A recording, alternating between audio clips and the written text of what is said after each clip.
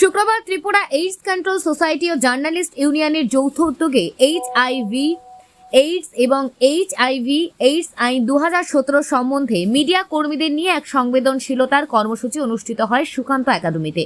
অতিথিদের মধ্যে উপস্থিত ছিলেন ত্রিপুরা জার্নালিস্ট ইউনিয়নের সভাপতি প্রণব সরকার, ত্রিপুরা এইডস কন্ট্রোল সোসাইটির প্রজেক্ট ডাইরেক্টর সমাপ্রিতা দত্ত, মুখ্যমন্ত্রীর সচিব ডক্টর প্রদীপ কুমার চক্রবর্তী, স্বাস্থ্য দপ্তরের অধিকর্তা ডক্টর সঞ্জীব দেববর্মা, তথ্য ও সংস্কৃতি দপ্তরের অধিকর্তা বিম্বিসার ভট্টাচার্য সহ অন্যান্যরা। পরবর্তীতে রিসোর্স পার্সনরা ত্রিপুরা এইচআইভির সামগ্রিক পরিস্থিতি সহ বিভিন্ন বিষয় তথ্য সমৃদ্ধ বক্তব্য পেশ করেন। সকল ডিগনিটারিজ, আমার সাংবাদিক দাদা দিদিরা আর বাকি যারা যারা এসছেন সকলকে আমার প্রণাম।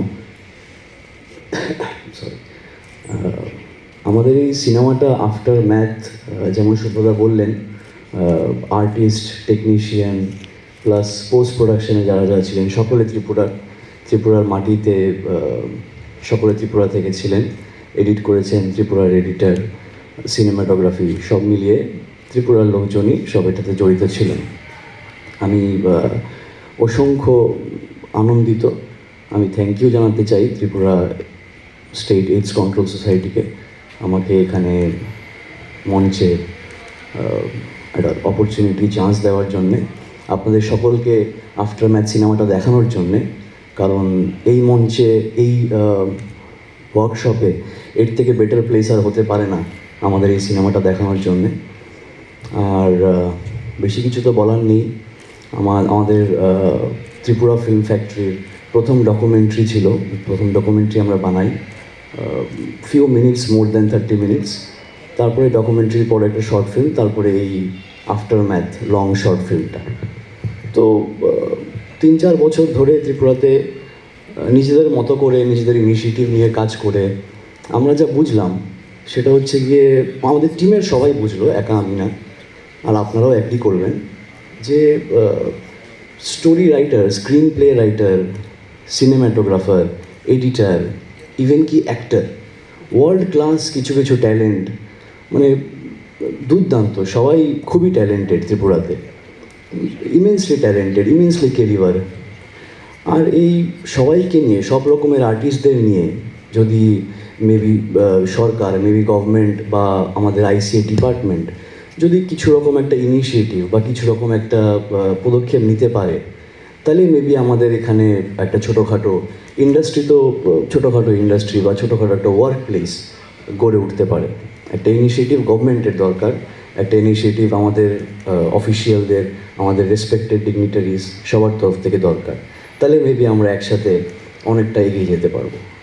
থ্যাংক ইউ, থ্যাংক ইউ, অনেক ধন্যবাদ। আজকের যে এই আয়োজনটা এটি কিন্তু সাফল্য লাভ তখনই করবে when we will be sensitized ourselves when we complete the technical session-এ দেখতে পাচ্ছি কনক বলবে regarding the basics of HIV and AIDS. আমি যে জিনিসটা ছোট্ট করে বলার চেষ্টা করলাম, কনক সেটা ডিটেলসভাবে বলবে। Then overall scenario of HIV AIDS বলবে mister Subrajit Bhattacharya, joint director TSEX.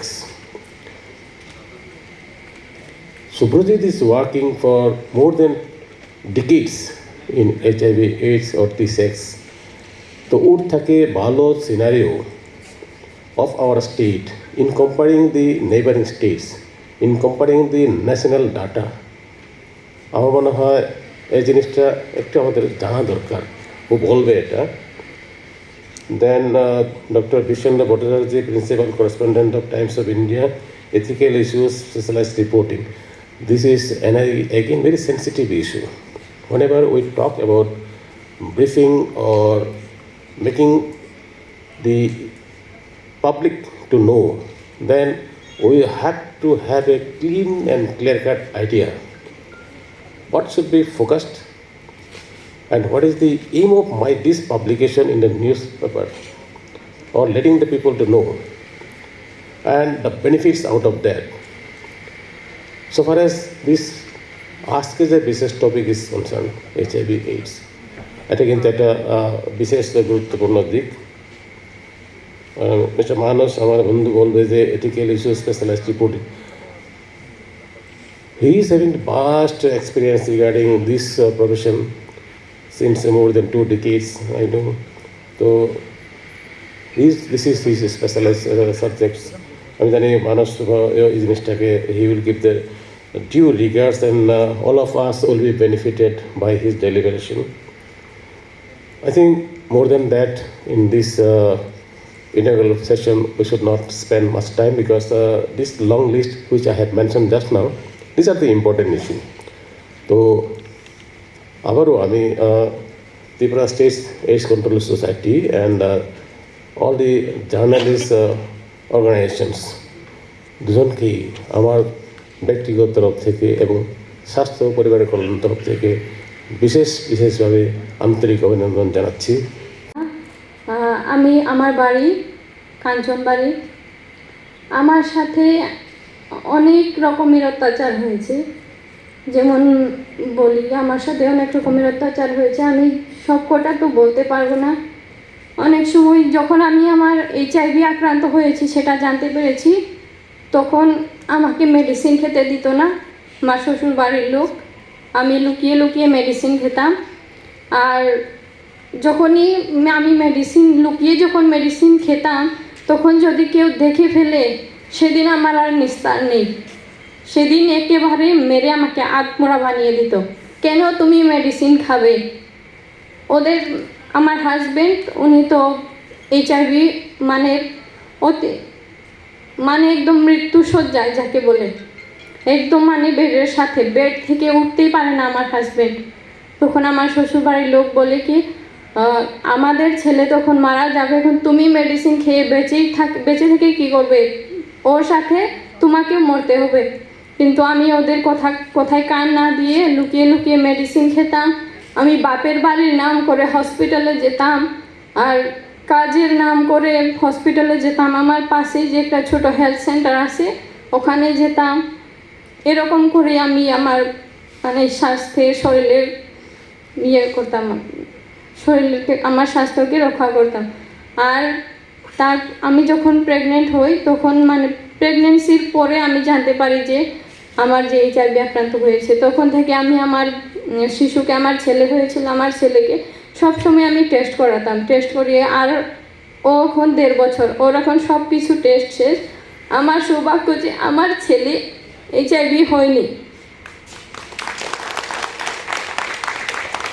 আর তারপর আমি ওখানে থেকে আমার শ্বশুর বাড়ি থেকে বাপের বাড়ি চলে আসি, আর এখন কোনোদিন আর শ্বশুর বাড়ি যাই না। আর যে কোনো সময় ওরা বলে আমাদের বাড়িতে আসো না কেন।